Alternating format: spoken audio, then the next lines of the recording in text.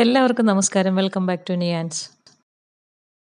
ഒട്ടും എണ്ണ കുടിക്കാത്ത റവ കൊണ്ട് തയ്യാറാക്കിയിട്ടുള്ള പൂരിയുടെയും ഒരു സിമ്പിൾ വെജിറ്റബിൾ കറിയുടെയും റെസിപ്പിയാണ് ഇന്നത്തെ വീഡിയോയിലുള്ളത്. എല്ലാവരും ഇതുപോലെ ഒന്ന് ട്രൈ ചെയ്ത് നോക്കിക്കോളൂ.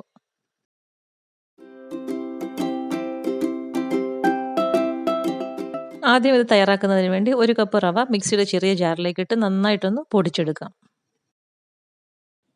ഇതുപോലെ നല്ല ഫൈൻ പൗഡറായി പൊടിച്ചതിന് ശേഷം ഒരു പാത്രത്തിലേക്ക് മാറ്റി കൊടുക്കാം. ഇനി അതിലേക്ക് ആവശ്യത്തിനുള്ള ഉപ്പും ചേർത്ത് കൊടുത്ത് ഒരു 1/4 കപ്പ് മൈദയും കൂടി ചേർത്ത് കൊടുത്തോളൂ. എന്നിട്ട് നന്നായിട്ട് കൈ കൊണ്ടൊന്ന് ഇളക്കി കൊടുക്കാം.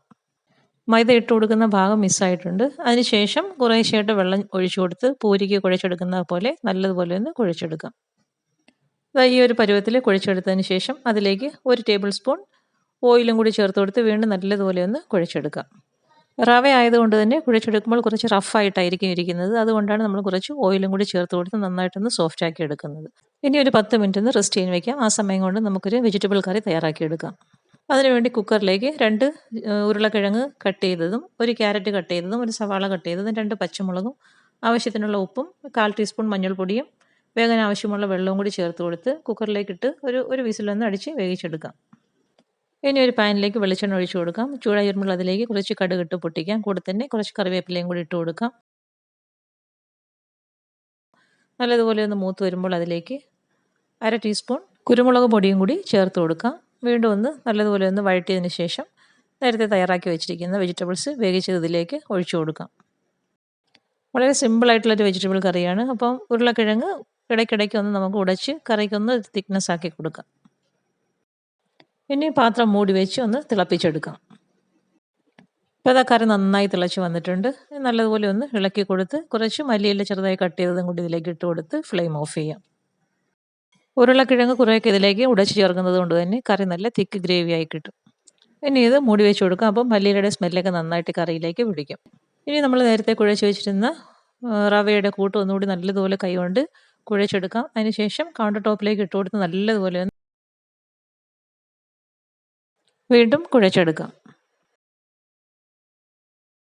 ഇനി ഇതുപോലെ നീളത്തിൽ റോളാക്കിയതിന് ശേഷം നമുക്ക് പൂരിയുടെ വലിപ്പത്തിന് ആവശ്യമായ അരിയിൽ നിന്ന് ഓരോ പീസസായിട്ട് കട്ട് ചെയ്തെടുക്കാം. ഇനി അതിൽ നിന്നും ഓരോ പീസസ് എടുത്ത് കൈകൊണ്ട് നല്ലതുപോലെ ഒന്ന് ബോൾ ഷേപ്പാക്കി എടുക്കാം. ഈ ഒരു അളവിൽ നിന്നും 8 പൂരിയോളം നമുക്ക് തയ്യാറാക്കി എടുക്കാൻ പറ്റും. ഇനി ചപ്പാത്തി പരത്തുന്ന റോളിലേക്ക് കുറച്ച് വെളിച്ചെണ്ണ പുരട്ടി കൊടുക്കാം. അതുപോലെ തന്നെ കൗണ്ടർ ടോപ്പിലേക്കും കുറച്ച് വെളിച്ചെണ്ണ പുരട്ടി കൊടുക്കാം. ഇനി ഓരോന്നെടുത്ത് വെച്ച് പൂരിയുടെ വലിപ്പത്തിൽ ഷേപ്പിലും പരത്തിയെടുക്കാം.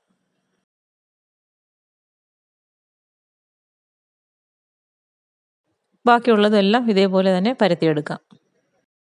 ഇതുപോലെ പരത്തിയെടുത്തതിന് ശേഷം ചൂടായി കിടക്കുന്ന എണ്ണയിലേക്ക് ഇട്ട് കൊടുത്ത് നല്ലതുപോലെ ഒന്ന് വറുത്ത് കോരിയെടുക്കാം. റവ ആയതുകൊണ്ട് തന്നെ എണ്ണയിലേക്ക് ഇട്ട് കൊടുക്കുമ്പോൾ ആദ്യം ഒന്ന് പൊള്ളി വരാൻ ഒരു 10-15 സെക്കൻഡ് എടുക്കും. മൈദ പോലെയല്ല, കുറച്ച് സമയം എടുത്തതിന് ശേഷം മാത്രമേ ഇത് പൊള്ളി വരികയുള്ളൂ. ഇതുപോലെ നന്നായി പൊന്തി വരുമ്പോഴത്തേക്കും തിരിച്ചിട്ട് കൊടുത്ത് വീണ്ടും അടുത്ത സൈഡും കൂടി നല്ലപോലെ ഒന്ന് ഫ്രൈ ചെയ്തെടുക്കാം. റവ ആയതുകൊണ്ട് തന്നെ മൈദ പോലെ ഒട്ടും എണ്ണ കുടിക്കുകയില്ല. കാണുമ്പോൾ തന്നെ അറിയാമല്ലോ എത്രത്തോളം ക്രിസ്പിയാണെന്നുള്ളത്. എല്ലാം തയ്യാറാക്കി വെച്ചിരിക്കുന്നത് ഇതേപോലെ എണ്ണയിലിട്ട് വറുത്ത് കോരിയെടുക്കാം.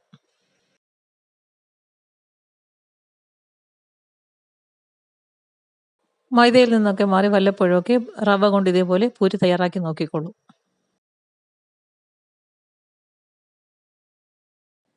ഈ പൂരിയും ഈ സിമ്പിൾ വെജിറ്റബിൾ കറിയും നല്ല കോമ്പിനേഷനാണ്. എല്ലാവരും ഒന്ന് ട്രൈ ചെയ്ത് നോക്കിക്കോളൂ.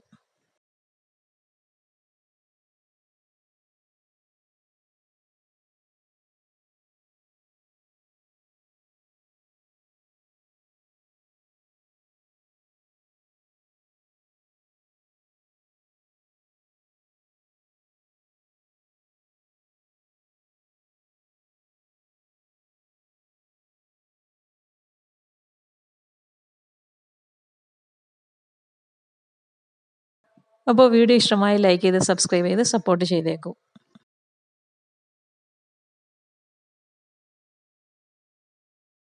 വീണ്ടും അടുത്ത വീഡിയോയിൽ കാണുന്നത് വരെ bye from Niyans. Thanks for watching.